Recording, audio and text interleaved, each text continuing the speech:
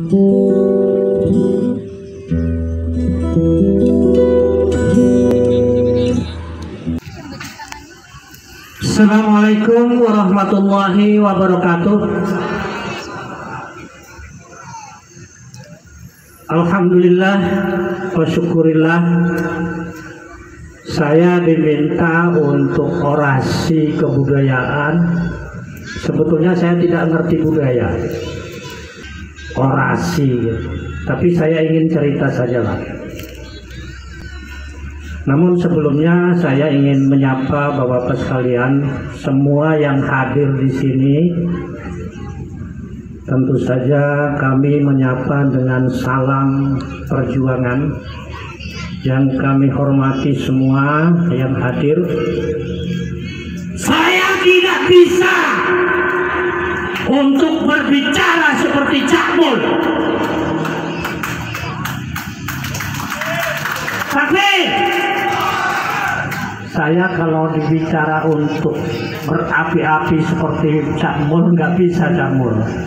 Tapi perlu Anda ketahui, Geger Cilegon 1888 ini tidak terjadi dengan seketika. Saya ingin cerita Bapak-Bapak sekalian, saya ini hanya sebagai penggemar buku saja. Apa yang ditulis sejarah tentang Geger Cilegon tidak ada. Dalam catatan sejarah tidak ada. Tapi jangan kaget. Dalam disertasi Profesor Sartono itu dinamakan Pemberontakan Petani Banten 1888. Kalau Geger Cilegon 1888 ini murni istilah dari orang Cilegon dan orang Banten.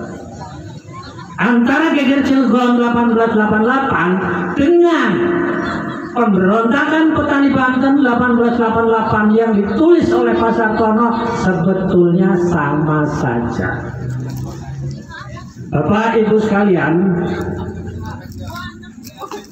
kenapa saya katakan Geger Cilegon ini tidak terjadi dengan seketika? Sejarahnya panjang. Peran dari tokoh-tokoh Geger Cilegon ini masing-masing sangat jelas. Ada pendekar, ada ulama, ada masyarakat petani, dan perannya masing-masing itu jelas. Ada sebagai pemantik, ada sebagai pelaku, dan ada sebagai pengikut. Kenapa demikian Bapak-Bapak sekalian? Pemantik Geger Cilegon 1888 adalah tokoh-tokoh sentral ulama Banten yang ada di Mekah. Di penghujung abad 19, pusat keislaman itu ada di Mekah. Di situ ada Ki Nawawi, di situ ada Syekh Abdul Karim, di situ ada Ahmad Jaha.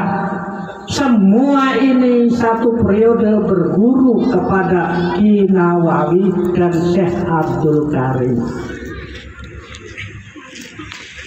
Pemantik jihad fisabilillah di dalam pemberontakan petani Banten adalah Syekh Abdul Karim. Kenapa?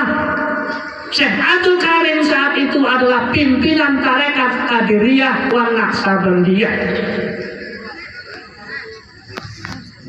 Dan ketika pulang ke Banten bukan hanya syiar tentang Islam, tetapi menanamkan anti penjajah, anti kafir. Dan itu terjadi sekitar 1886-1885. Dan itu ditanamkan kepada murid-murid dari Syekh Abdul Karim. Muridnya adalah Ki Wasid, Haji Iskak, Tubagus Ismail, kemudian juga termasuk Ki Arsyad Towil dan lain-lain sebagainya.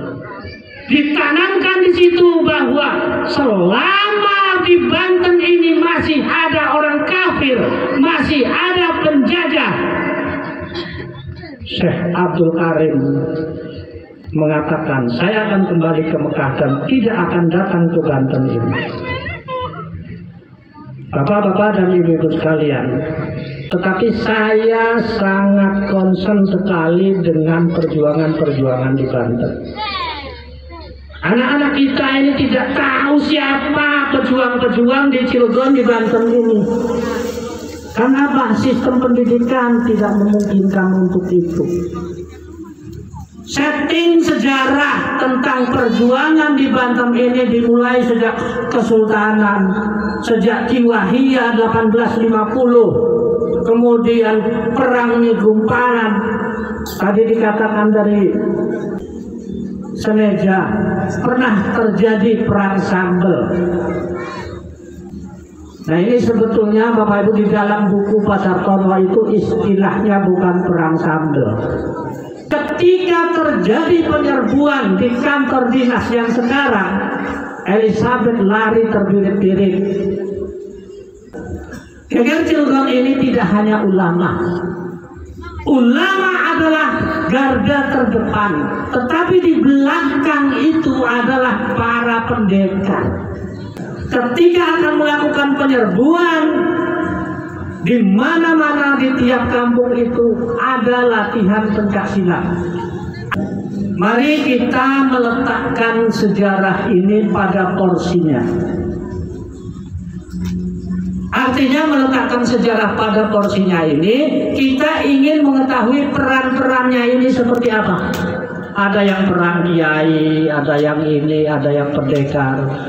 Yang jelas itu kalau saya mereview bukunya Pak Sartono, itu ada 3 tokoh yang selalu tidak pernah berpisah.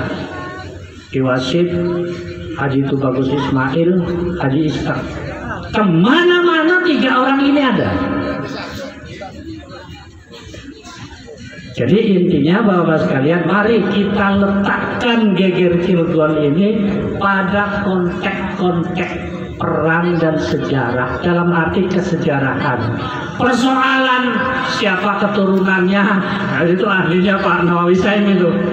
Siapa keturunannya dan bagaimana, itu nanti kita bicara, mudah-mudahan nanti Pak Nawawi Saim bisa mengadakan simposium lah. Simposium tentang Geger Cilegon. Karena waktu 5 menit ini sebetulnya sedikit, untuk yang terhormat aja biasanya sudah habis. Barangkali itu saja Pak Isbat, saya mohon maaf ini.